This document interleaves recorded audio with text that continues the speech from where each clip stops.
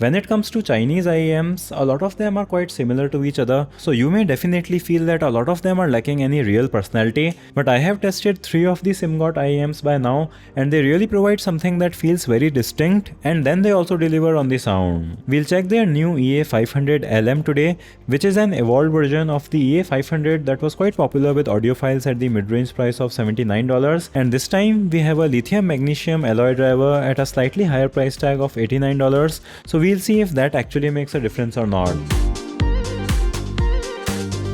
Simgot always has an interesting unboxing experience, and this earphone is not an exception. We get the same kind of carrying zipper that we had with the regular EA500. We of course have the extra ear tips, and then there are these signature Simgot nozzles which you can use to change their sound. These have a 2-pin removable connector, and the cable looks a bit different than earlier with a straight 3.5mm jack. I really like the design of these earphones because they have a complete metal shell which not only looks premium but also makes them very durable, even though they will feel very cold when you put them on in winters. They had to differentiate the LM version somehow, so this time we have a gunmetal color instead of the plain silver, which also looks nice, and the comfort has been quite good for me as it is with most earphones. I have also received their DAC, which I will cover very soon, so you can like the video so you don't miss it.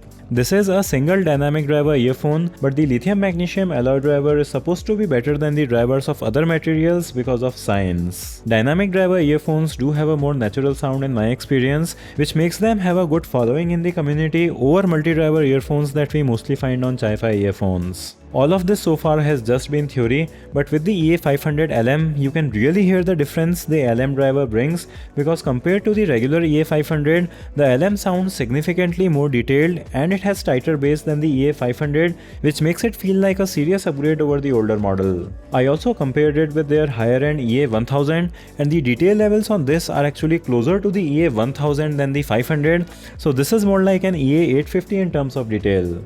The EA1000 just brings a bass punch with its passive radiator that you don't get with the EA500 LM, so overall, the EA1000 is unsurprisingly better if you have the budget for it. The EA500 LM comes with 2 extra nozzles for changing its sound, while the EA500 came with only 1 extra pair, and this is of course awesome because you can select the sound signature that you prefer. For me, the golden nozzle and the red ring nozzle had too much treble, so I preferred the black ring nozzle, but if you like a brighter sound, these nozzles will be better than using an equalizer. Even with the black ring nozzle, this is not an IEM that has rolled off highs, but the treble is definitely present with nice levels of detail.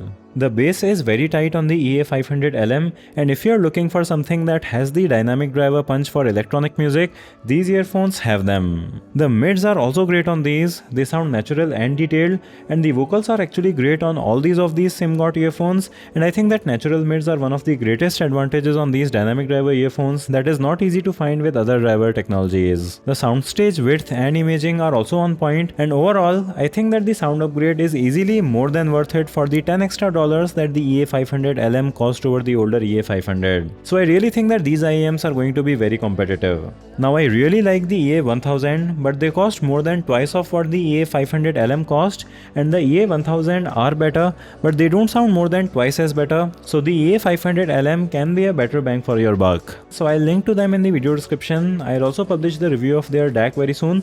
Thanks for watching, and I'll see you in the next one.